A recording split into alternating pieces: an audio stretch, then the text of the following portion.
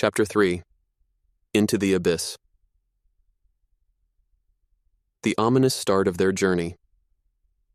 A strange encounter at a gas station. The night had deepened as Sarah and Mark continued their ascent into the rugged mountain terrain. The road ahead was shrouded in an impenetrable darkness, their headlights casting feeble beams into the obsidian void.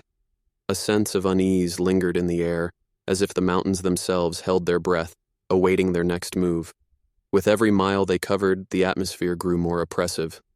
The wind whispered through the pines, and the branches seemed to reach out, their fingers scraping the car as it passed. The very earth beneath the road felt as if it held a secret, an ancient and long-buried mystery that yearned to be uncovered. And then, as if on cue, the gas gauge dipped perilously close to empty. Panic flickered in Sarah's eyes as she glanced at the fuel indicator. "We're almost out of gas," she said, her voice tinged with worry. Mark scanned the surrounding landscape, hoping for a sign of civilization. "We can't be too far from a gas station, right?" Sarah nodded, her fingers tightening on the steering wheel. "There should be one up ahead according to the map." As if in response to their urgent need, a faint glow appeared on the horizon.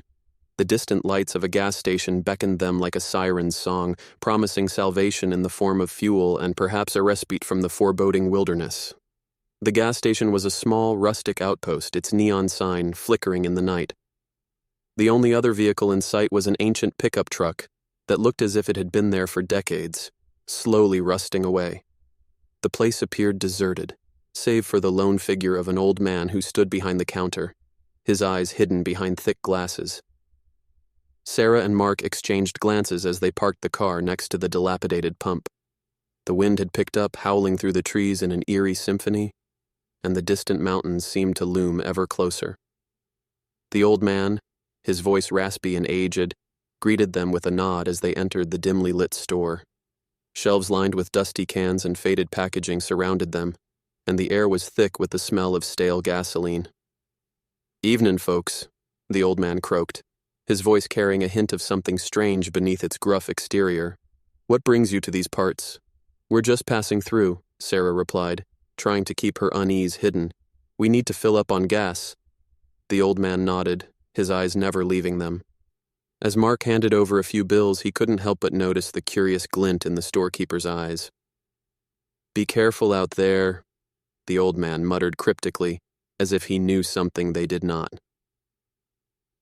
Their encounter at the gas station left them with an uneasy feeling. The old man's words hung in the air like a shadow, and as they resumed their journey into the heart of the mountains, the sense of foreboding that had haunted them since the start of their journey grew stronger, as if the very landscape itself conspired to keep its secrets hidden in the abyss.